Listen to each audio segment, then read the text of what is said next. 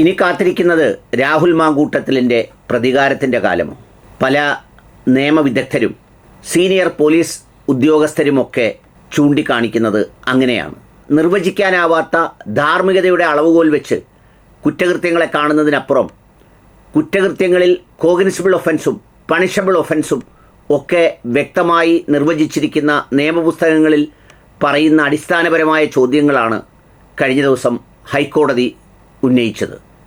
ആ ചോദ്യങ്ങളിലേക്ക് പോകുന്നതിന് മുമ്പ് നമുക്ക് കഴിഞ്ഞ ദിവസമുണ്ടായ ദൃശ്യമാധ്യമങ്ങളുടെ ഒരു തിക്കും തിരക്കും കാണാം. കേസിൽ ജാമ്യം ലഭിച്ച രാഹുൽ മാങ്കൂട്ടത്തിൽ MLA ജയിൽ മോചിതനായി റിമാൻഡിലായി 18 ദിവസത്തിന് ശേഷമാണ് മാവേലിക്കര സബ് ജയിലിൽ നിന്ന് രാഹുൽ പുറത്തിറങ്ങുന്നത്. മൂന്നാം ബലാത്സംഗ കേസിൽ പത്തനംതിട്ട സെഷൻസ് കോടതിയാണ് രാഹുലിന് ജാമ്യം അനുവദിച്ചത്.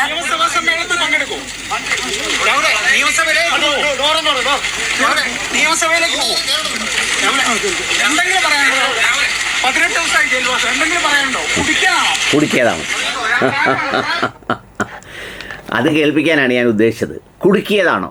സത്യത്തിൽ ഈ മൈക്കും ക്യാമറയും പിടിച്ച് പിന്നാലെ ചെന്ന് കുടുക്കിയതാണോ എന്ന് ആവർത്തിച്ച് ചോദിക്കുമ്പോൾ അയാളുടെ മനസ്സിൽ എന്തായിരിക്കും തോന്നിയിട്ടുണ്ടാവുക?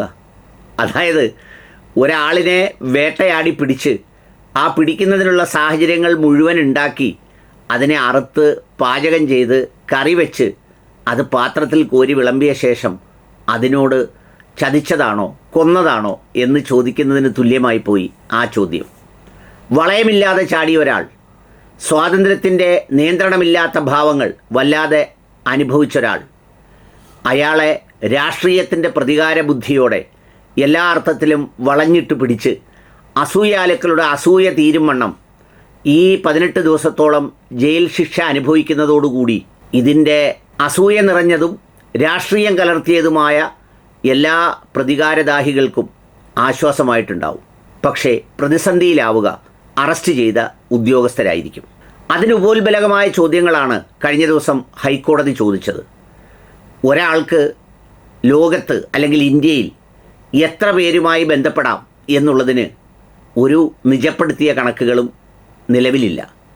4 പേരുമായി ബന്ധപ്പെടുന്നത് കുറ്റകരമാണ്, അല്ലെങ്കിൽ 10 പേരുമായി ബന്ധപ്പെട്ടാലാണ് കുറ്റമാവുക എന്ന് പറയുന്ന ഒരു സംഗതി ഈ ഉഭയകക്ഷിയിലില്ല. കാരണം അങ്ങനെ ഉഭയകക്ഷി സമ്മതങ്ങളിൽ പരസ്പരം രണ്ടുപേരും ബോധ്യപ്പെടുന്ന ന്യായീകരണങ്ങളും യുക്തികളും ധാർമ്മികതയുടെ സർട്ടിഫിക്കറ്റുകളുമാണ് അവിടെ ഇണങ്ങുക. അവിടെ മൂന്നാമതൊരാൾക്ക് അതുമായി ബന്ധപ്പെട്ട പ്രശ്നമില്ല. ബലാത്സംഗമാണെന്ന വാദത്തിനും കോടതി ഒരു നിരീക്ഷണം നടത്തിയിട്ടുണ്ട്. അതിനുശേഷവും അവരൊരുമിച്ചുണ്ടായിരുന്നിട്ടുണ്ട്. പക്ഷേ ഗർഭചിത്രത്തിന് ഈ പറഞ്ഞതുപോലെ രാഹുലിൻ്റെ സമ്മർദ്ദമുണ്ടായിട്ടുണ്ടോ എന്നുള്ളത് കൃത്യമായി പരിശോധിക്കേണ്ടതുണ്ട് എന്ന് പറഞ്ഞു. ഇതൊക്കെ പറഞ്ഞത് ആദ്യത്തെ കേസിലെ ജാമ്യം നൽകിയത് റദ്ദാക്കണം എന്നാവശ്യപ്പെട്ട വിഷയത്തിലാണ്. എന്നാൽ മൂന്നാമത്തെ കേസെന്ന പേരിൽ ഉറക്കത്തിൽ നിന്ന് ഒരു ചെവി അറിയാതെ തപ്പി നേരെ ജയിലിൽ കൊണ്ടിട്ട കേസിൽ കഴിഞ്ഞ ദിവസം പത്തനംതിട്ട ജില്ലാ കോടതി ജാമ്യം നൽകുമ്പോൾ അതിൽ പറഞ്ഞിരിക്കുന്ന കാര്യങ്ങൾ കുറച്ചുകൂടി ഗൗരവമുള്ളതാണ്. അറസ്റ്റ് യാതൊരു നീതിയും പാലിക്കാതെയാണ് എന്ന് മാത്രമല്ല, ഇത്തരം കുറ്റകൃത്യങ്ങൾ ഉണ്ടാകുമ്പോൾ സാമൂഹ്യ മാധ്യമങ്ങൾക്കും അതുപോലെ വാർത്താമാധ്യമങ്ങൾക്കും ചാനലുകളുടെ ട്രെൻഡിനും ഒക്കെ അനുസരിച്ച് സഞ്ചരിക്കാം. പക്ഷേ നിയമപുസ്തകത്തിൽ പറയുന്നത് മറ്റൊരു തരത്തിലാണ്. നിയമപുസ്തകത്തിൽ ഒരാൾ ഇതുപോലെ ഇരയായാൽ അവരുടെ മെഡിക്കൽ എക്സാമിനേഷൻ ഇല്ലാതെ, അതുപോലെ തന്നെ അവർ നേരിട്ട് ഹാജരായി മൊഴി നൽകാതെ അടക്കമുള്ള സംഗതികൾ അതൊന്നും ചെയ്യാതെ അറസ്റ്റിലേക്ക് പോവുക എന്ന് പറയുന്നത് നാളെ ഇയാൾക്ക് ഈ പ്രോസിക്യൂഷനും ഇയാൾക്കെതിരെ സ്വീകരിച്ച ഈ മനുഷ്യാവകാശ ലംഘനങ്ങൾക്കും അയാളുടെ വ്യക്തിപരമായ സംഗതിയിലേക്ക് നിയമവിരുദ്ധമായി കടന്നു കയറിയതിനുമൊക്കെയുള്ള നിയമ നടപടികൾക്ക് അവസരമൊരുങ്ങുന്നു എന്നുള്ളതാണ് അതിൻ്റെ ഒരു പ്രധാനപ്പെട്ട കാര്യം.